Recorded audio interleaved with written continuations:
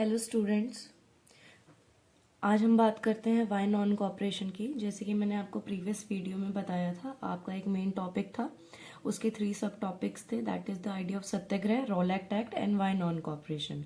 तो आज हम थर्ड टॉपिक के बारे में बात करते हैं, वाई नॉन कॉपरेशन। तो there was a book named Hind Swaraj written by Mahatma Gandhi, जो कि 1909 में लिखी गई थी। इसमें 2 चीजें मेंशन थी कि ब्रिटिश रूल इंडिया में तब तक ही है जब तक इंडियंस ब्रिटिशर्स के साथ कॉपरेट करते हैं, उनकी बात मानते हैं। जिस दिन इंडियंस ने रिफ्यूज कर दिया कि भाई हमें आप लोगों की बात नहीं माननी या हम आप लोगों के साथ कॉपरेट नहीं करेंगे, तो स्वराज आ जाएगा। स्वराज का मतलब होता है इंडिपेंडेंस आ जाएगी। अब बात करते हैं कि ये जो नॉन कॉपरेशन था वो मूवमेंट कैसे बना। तो आप लोगों को पता ही है, ब्रिटिशर्स ने काफी सारे टाइटल्स दिए हुए थे इंडियंस को। तो उन लोगों ने वो जितने भी टाइटल्स थे वो सरेंडर कर दिए। जितनी भी सिविल सर्विसेज थी या फिर आर्मी की पोस्टिंग्स थी, पुलिस पोस्टिंग्स थी, कोर्ट्स वगैरह थे, उन सबको बॉयकॉट कर दिया था। और भी काफी सारी चीजें करी थी, जैसे कि उनके ब्रिटिश क्लोथ्स पहनने छोड़ दिए थे। वो आगे भी है, मैं आपको बता दूंगी। Through the summer 1920 Mahatma Gandhi and Shaukat Ali toured extensively. तो जो महात्मा गांधी थे और शौकत अली थे, वो जगह जगह जा रहे थे उस मूवमेंट को सपोर्ट करने के लिए, ताकि जो नॉन कॉपरेशन है वो वाइडली स्प्रेड हो जाए। कि जो नॉन कांग्रेस थी वो रिलेक्टेंट क्यों थी? रिलक्टेंट किस चीज के लिए थी? कि वो नॉन कॉपरेशन मूवमेंट को अपनाना नहीं चाहती थी। उसके सिर्फ 2 ही रीजन थे।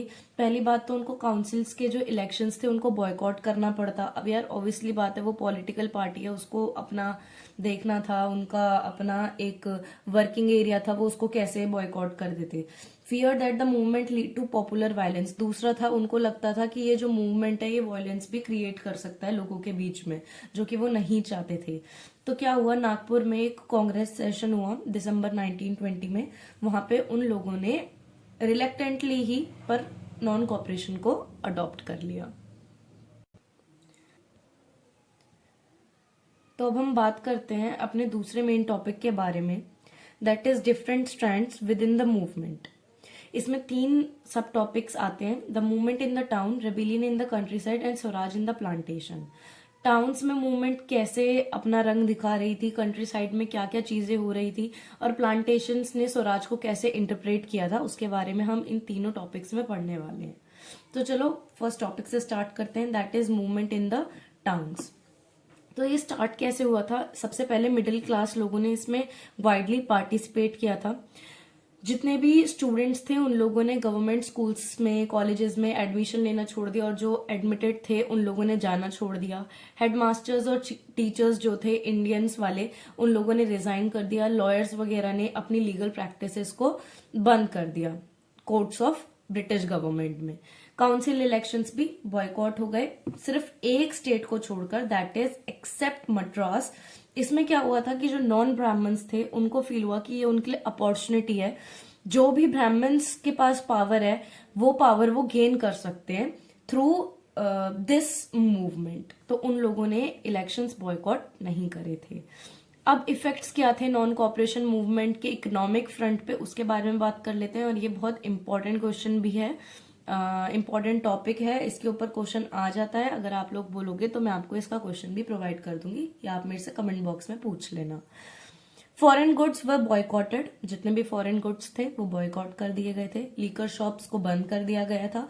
फॉरेन क्लोथ्स को पब्लिक में बॉन फायर्स में जला दिया गया था। जितने भी फॉरेन क्लोथ्स थे उनका जो इंपोर्ट था वो बिल्कुल आधा हो गया था, मिलकर पूरी इकोनॉमिक स्टेज ही हिल गई थी। 102 से 97 करोड़ पे उनका जो बिजनेस था वो फॉल डाउन हो गया था। साथ ही साथ जो मर्चेंट्स थे, ट्रेडर्स थे, उन्होंने ट्रेड करना बंद कर दिया था फॉरेन गुड्स में। और जो इंडियन टेक्सटाइल्स थी, ऑब्वियसली बात है जितना भी फॉरेन ट्रेड था वो तो बंद हो गया। फॉरेन का ना गुड्स आ रहा है ना हम कुछ परचेज कर रहे हैं, तो जो इंडियन टेक्सटाइल्स की मिल्स थी और हैंडलूम्स था वो तो बढ़ना ही था, तो वो बढ़ना स्टार्ट हो गया था।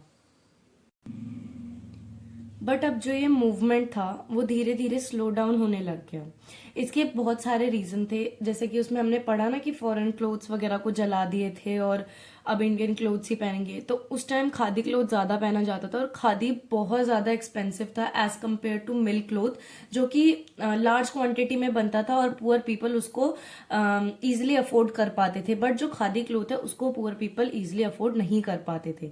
साथ ही साथ उस टाइम इंडिया की इतनी बुरी हालत थी, उनका इंफ्रास्ट्रक्चर इतना खराब था, तो उन लोगों के पास ना स्कूल्स थे, ना कॉलेजेस थे, ना कोर्ट्स थे, तो वो लोग कहाँ जाते भाई, पैसा तो सबको चाहिए सरवाइव करने के लिए।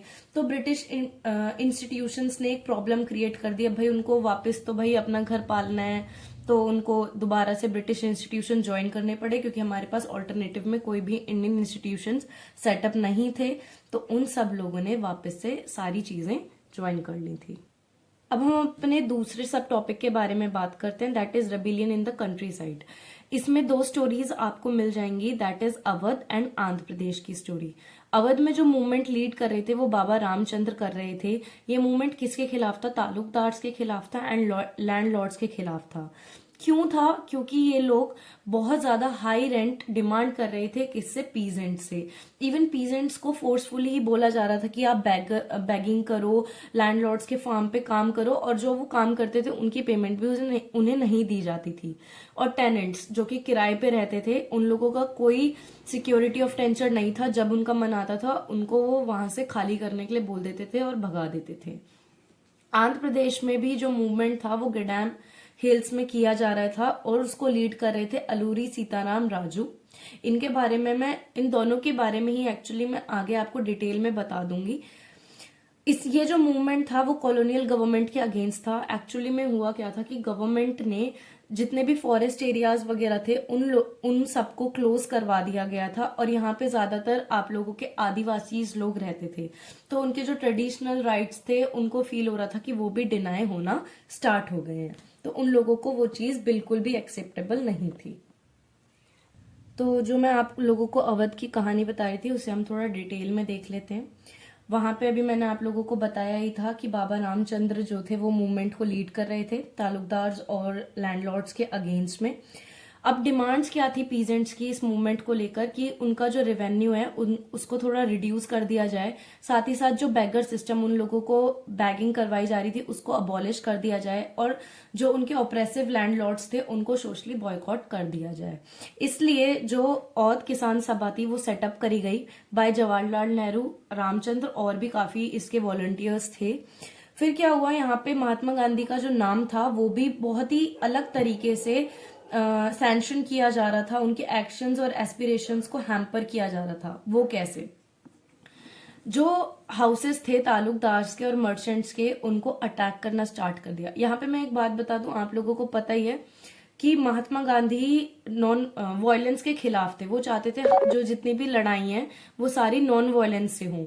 पर यहाँ पे क्या होने लग गया, जो तालुकदार्स थे और मर्चेंट्स के हाउसेस वगैरह अटैक करने लग गए, यानी कि वायलेंस, बाजार को लूट लिया गया। लोकल लीडर्स जो थे उन लोगों ने पीजेंट से बोला कि भाई आप, गांधी जी ने ये बोला है कि जितने भी टैक्सेस हैं अब उनको पे नहीं करना पड़ेगा और जितनी भी लैंड है उसको भी रिडिस्ट्रीब्यूट करा जाएगा। ये थी अवध की पूरी टोटल स्टोरी। अब हम बात करते हैं आंध्र प्रदेश की स्टोरी के बारे में। आंध्र प्रदेश में क्या हुआ था, यहाँ पे जो मूवमेंट लीड कर रहे थे दैट इज अलूरी सीताराम राजू। उन्होंने बोला कि भाई मेरे पास ना कुछ स्पेशल पावर्स हैं। क्या स्पेशल पावर्स है? वो 3 क्राइटेरिया में है कि वो कोई भी एस्ट्रोलॉजिकल प्रिडिक्शन कर सकते हैं, वो भी बिल्कुल करेक्ट, लोगों को हील कर सकते हैं, और साथ ही साथ बुलेट शॉट अगर उनको कोई गोली मारे तो वो भी वो सरवाइव कर सकते हैं। पूरी सीताराम थे, वो महात्मा गांधी की ग्रेटनेस से काफी ज्यादा इंस्पायर थे, और उनको इस इंस्पायर करने की इंस्पिरेशन जो थी वो नॉन कोऑपरेशन मूवमेंट से मिली थी। उन्होंने लोगों को बोला कि आप लोग खादी क्लोथ्स पहनो और जितने भी ब्रिटिशर्स गुड्स हैं उनको बॉयकॉट कर दो। साथ ही साथ जो ड्रिंकिंग है यानी कि अल्कोहल कंजम्पशन वो भी आप लोग छोड़ दो। But at the contradictory part Alluri Sitaram Raju force का इस्तेमाल कर रहे थे। फोर्स का इस्तेमाल कर रहे थे मतलब वायलेंस यूज कर रहे थे। और आपको पता ही है महात्मा गांधी जितनी भी अपनी लड़ाई थी वो सिर्फ नॉन वायलेंस से ही लड़ना चाहते थे, उनको वायलेंस नहीं पसंद था।